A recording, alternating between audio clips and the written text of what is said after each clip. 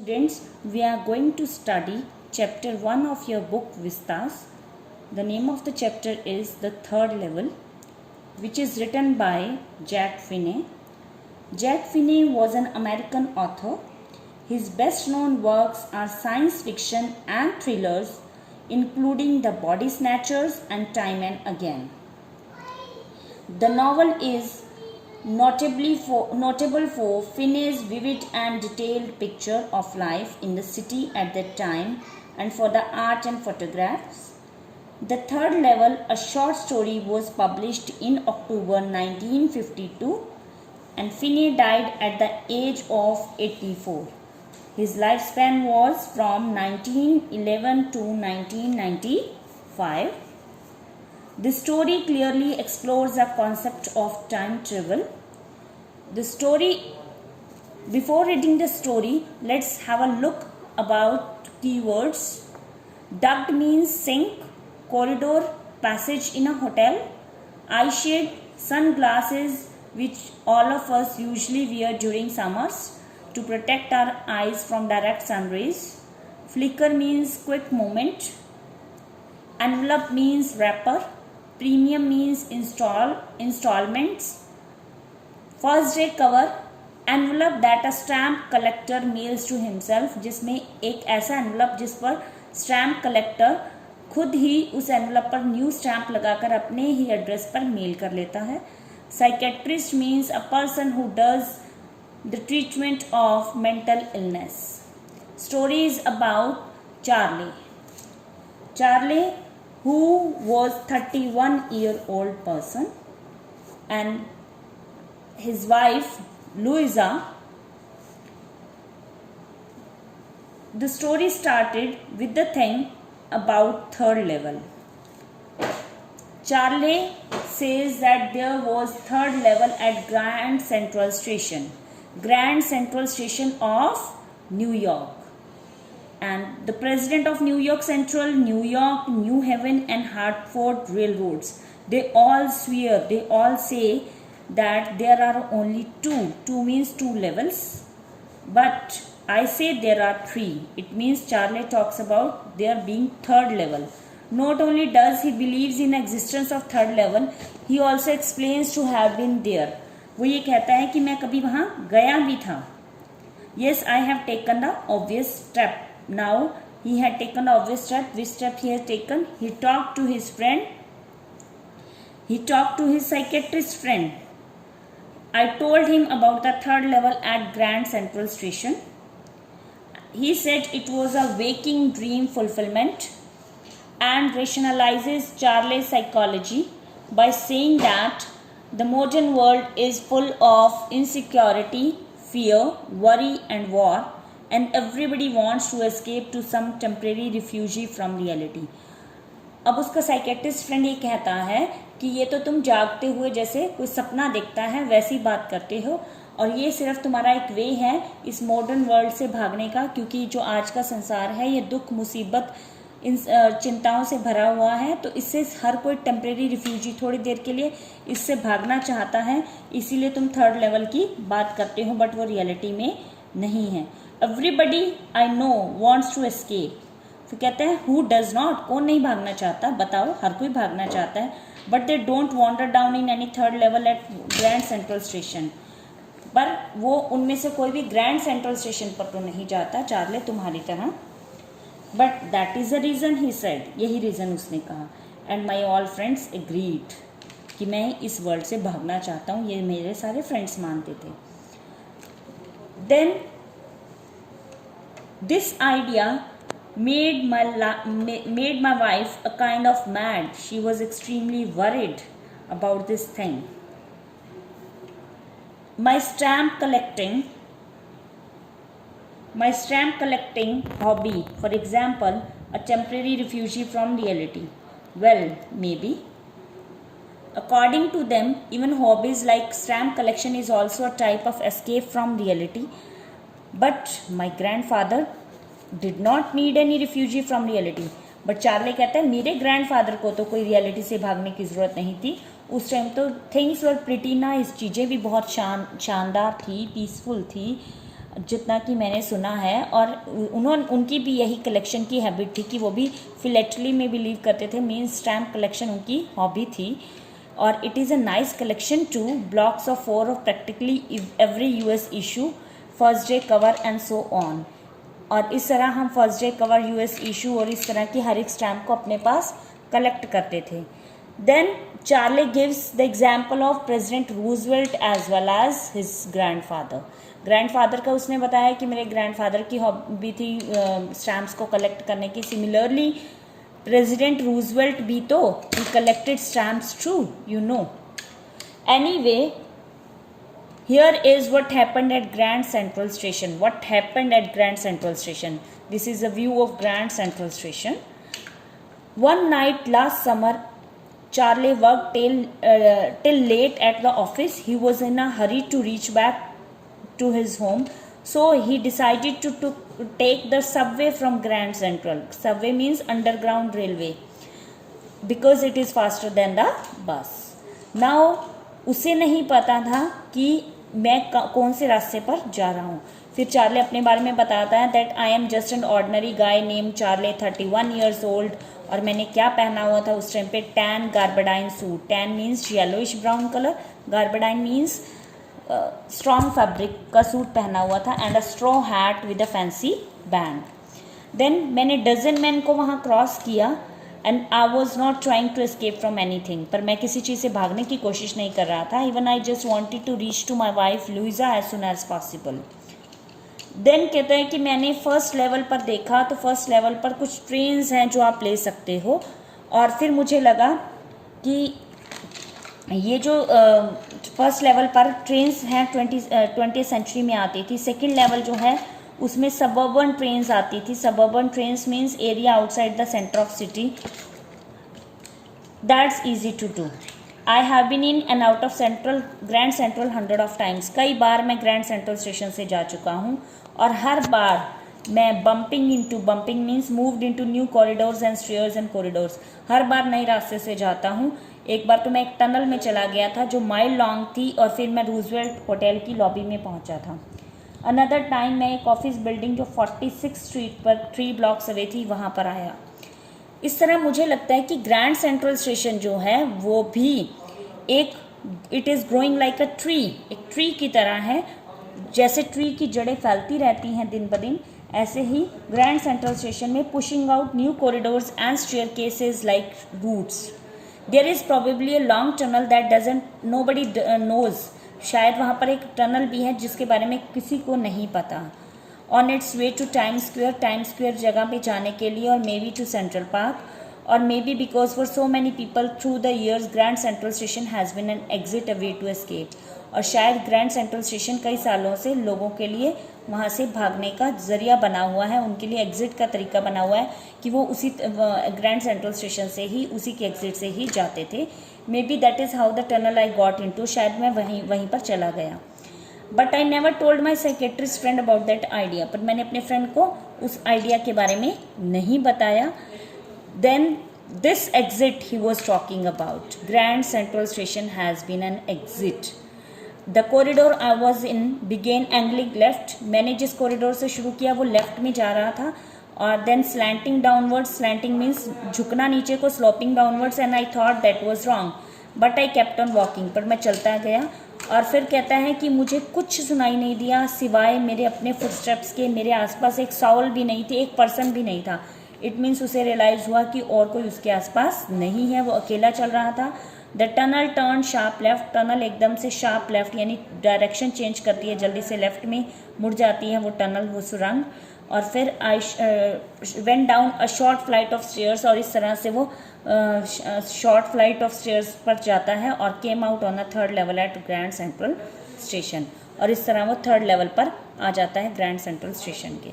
अब grand Central station की बात कर रहा है वो कि I saw the room was smaller, there were few ticket windows and train gates and information booth in a centre was wood and old looking. कि जैसे वुड का बना हुआ है ऐसे ही ओल्ड लुकिंग वहाँ पर बूथ था, विंडोज थी, and the man in the booth wore a green eye shade means green glasses पहने हुए थे उसने, and long black sleeve protector और लॉन्ग ब्लैक स्लीव्ड ड्रेस पहनी हुई थी। The lights were very dim, lights बहुत डिम थी और मानो वो फ्लिकरिंग कर रही हो, जगबुझ रही हूँ, जैसे पुराने टाइम में होती थी लाइट्स, बहुत ज़्यादा ब्राइट नहीं होती थी। I saw why they were open flame gas lights, फिर मैंने देखा अरे ये तो ओपन फ्लेम गैस लाइट्स हैं, जैसे पहले गैस लाइट्स चलती थी ये वैसी हैं। देन मुझे रियलाइज़ हुआ धीरे धीरे कि वहाँ हर कोई डिफरेंट था।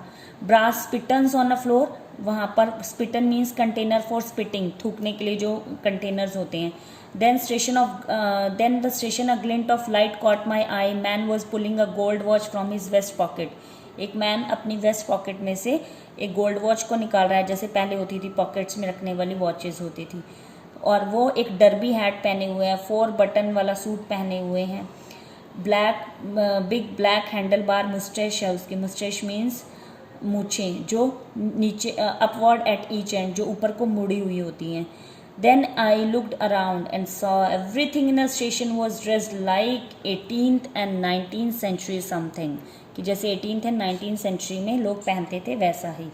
आई नेवर सॉ मैनी बियर्ड्स, मैंने कभी नहीं देखी थी ऐसी साइड बर्न्स, यानी लंबी लंबी कलमे रखना और फिर फैंसी मुस्टैश, ये मैंने नहीं देखा था।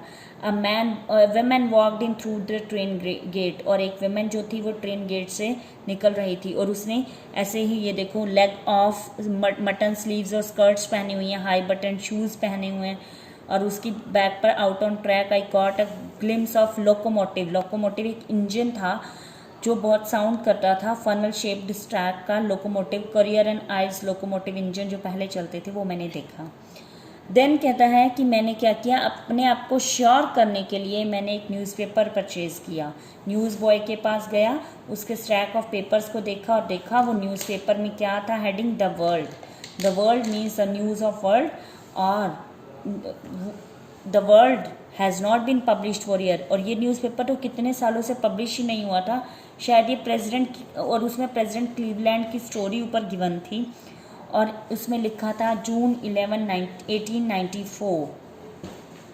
देन अब ये कहाँ गया, टिकट विंडो की ओर, knowing that here on the 3rd level at Grand Central Station, ये देखते हुए कि ग्रैंड सेंट्रल स्टेशन पर 3rd लेवल पर एक टिकट विंडो है, वहाँ पर गया, क्योंकि वो अपनी वाइफ लुइजा और अपने लिए 2 टिकट्स लेना चाहता था यूएस की, कहीं भी जाने के लिए यूएस की 2 टिकट्स चाहता था। और इन द ईयर 1894 मैंने 2 टिकट्स लेना चाहता था गेल्सबर्ग इलियनॉस की।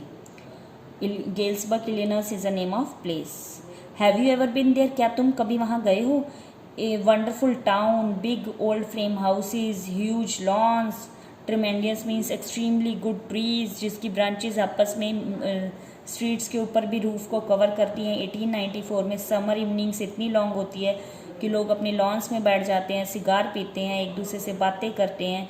विमेन जो हैं वो अपने हाथ में पाम लीफ के फैंस को, पंखों को झोला करती थी, और फायर फ्लाइज जो हैं वो आसपास इंसेक्ट्स उड़ा करते थे। पीसफुल वर्ल्ड कि जिसमें लोग एक दूसरे से इंट्रैक्शन करते थे। To be back there with the first world war, still 20 years off, first world war से 20 years off, and world war second over 40 years in a future. और वर्ल्ड वॉर 2 से बात करें तो उससे फ्यूचर में 40 ईयर्स पहले। और मैं उसके लिए चाहता था 2 टिकट्स लेना। मैं भी ऐसे वर्ल्ड को एंजॉय करना चाहता था जिस वर्ल्ड में लोग एक दूसरे से मिलजुल कर रहा करते थे, अपने में ही खोए हुए नहीं थे। The clerk figured the fair, clerk calculate कर रहा था फेयर को। तो ही glanced at my fancy headband, उसने मेरे फैंसी हेडबैंड को देखा, फिर उसने फेयर को गिना और मेरे पास 2 कोच टिकट्स के लिए काफ़ी पैसे थे। तो I counted out the money, looked up and clerk was staring at me. मैंने मनी को निकाला, काउंट करने लग गया और वो क्लर्क मैंने देखा मेरी ओर घूरने लग गया। उसने he noted at the bills, उसने नो कर दिया और क्या बोला, that ain't money mister, this is not money mister, ये मनी नहीं है। If you are trying to skin me means if you are trying to cheat me you won't get any very far, तुम ज़्यादा दूर नहीं जा पाओगे, मैं पुलिस को बुला लूँगा। He glanced at the cash drawer beside him, of course the money was old style bills, और मनी कैसी थी, ओल्ड स्टाइल बिल्स से उनके जो ड्रॉर में पड़े हुए थे। और मैंने देखा वो मनी डिफरेंट लुकिंग थी। आई टर्न अवे, मैं वहाँ से चला गया। गोट आउट फास्ट, जल्दी से बाहर आ गया। Because there is nothing nice about jail, क्योंकि जेल जानने में कुछ भी अच्छा नहीं था। इवन इन 1894 में भी उसमें कुछ अच्छा नहीं था जेल जाने में, तो मैं इसलिए जल्दी से वहाँ से बाहर आ गया। लंच आवर में आई ड्रू, फिर कहता है कि मैंने डिसाइड किया लंच आवर में कि मैं फटाफट से जाकर अपनी करेंसी को चेंज करवा लूँ, और इस तरह से मैंने उस करेंसी को चेंज करवाना था। That really worried my psychiatrist friend. You can by old money at almost any coin dealer, किसी भी कॉइन डीलर के पास जाकर तुम उस मनी को एक्सचेंज करवा सकते हो, बट यू हैव टू पे अ प्रीमियम, पर उसके लिए आपको एक चार्ज देना पड़ता है। और मैंने $300 दिए और $200 को मिले मुझे ओल्ड स्टाइल बिल्स के। मैंने केयर नहीं किया, क्योंकि eggs were 13 cents a dozen in 1894, क्योंकि उस टाइम पर अगर मुझे उस टाइम की करेंसी कम मिली थी तो उस टाइम पर खर्चे भी कम थे, क्योंकि उस टाइम पर क्या था कि खर्चे कम थे, हर चीज़ बहुत सस्ते में मिल जाती थी, और एग्स जो हैं वो 13 सेंट में एक डज़न एग्स आ जाते थे, तो मैंने इसलिए वहाँ से वो ले लिए।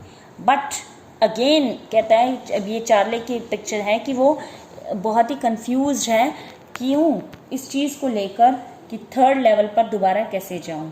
आई हैव ट्राइड ऑफन दो, बहुत बार ट्राई किया, बट मैं वहाँ नहीं जा पाया।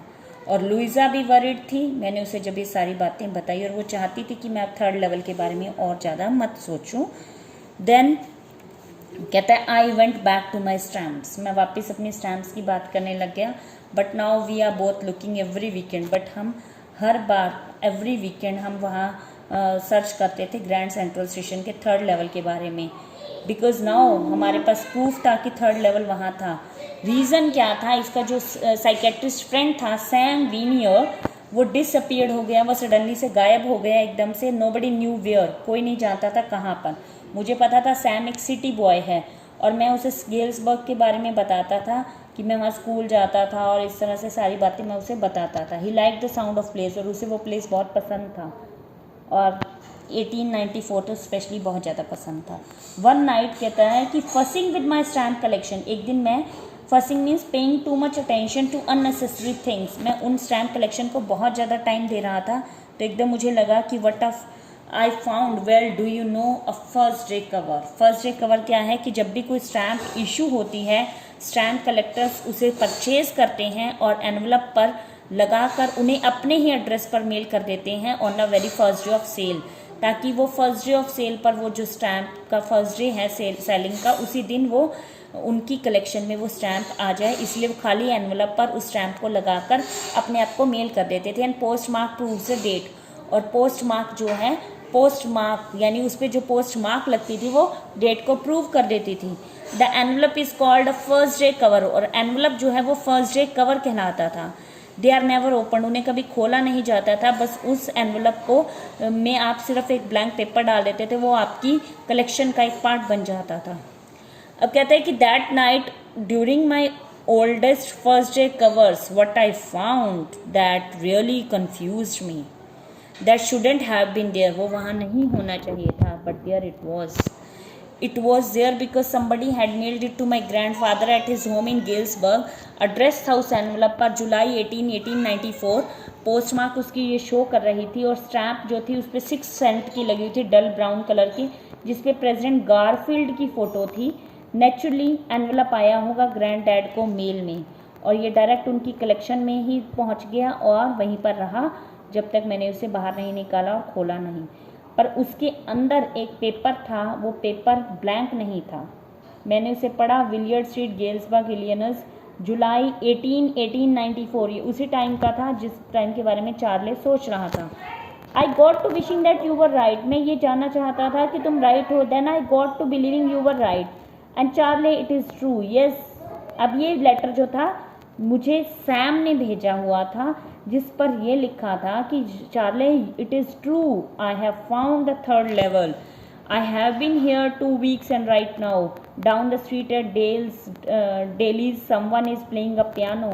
आज मैं यहाँ पर 2 हफ्तों से हूँ, और यहाँ पर कोई पियानो बजा रहा है, पोर्च में वो गा रहे हैं, सीइंग नेली होम ये सॉन्ग गा रहे हैं, और मुझे किसी ने लेमनेड पर इनवाइट किया हुआ है, लेमन ड्रिंक के लिए इनवाइट किया हुआ है। Come on back Charlie and Luisa वापस आना, keep looking till you find the third level, और ढूंढते रहो इस थर्ड लेवल को जब तक तुम्हें ना मिल जाए। इट इज़ वर्थ इट, ये बहुत वैल्यूएबल है, बहुत शानदार जगह है, बिलीव मी। और नोट में साइन था सैम का। At the stamp and the coin store I go to, और स्टैम्प और कॉइन स्टोर पर जब मैं गया, मैंने अगेन कहता है, I find out Sam bought $800, Sam ने $800 ले लिए थे। ओल्ड स्टाइल करेंसी, उसने $800 को ओल्ड स्टाइल करेंसी में चेंज करवा लिया था, और वो आज वहाँ पर लिटिल हे फीड और ग्रेन बिजनेस कर रहा था, और वो हमेशा से वही करना चाहता था, और वो वापस नहीं आना चाहता उस अपने पुराने बिजनेस से में। Now not in Galesburg Illinois in 1894, वो यहाँ नहीं आना चाहता था। His old business, why Sam was my secretarist. This question was arised at the end of the story. Why Sam was my secretarist? Because of his action, because of his arrival there. He kept this thought in my mind that there was an existence of third level at Grand Central Station.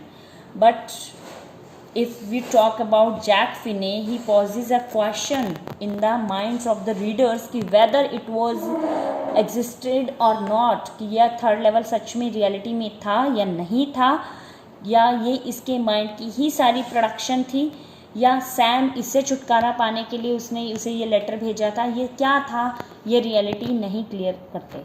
The story, the third level, brings us to the conclusion that people find it hard to make peace with unpleasant things that came across in life, कि ज़िंदगी में जो उतार चढ़ाव आते हैं हम उनके साथ कई बार कॉम्प्रोमाइज़ नहीं कर पाते, और इस तरह से हम वहाँ से भागना चाहते हैं।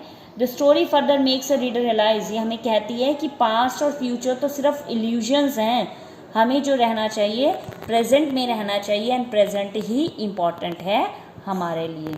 Students, this is the end of the story. I hope all of you must have understood it. Thank you and bye.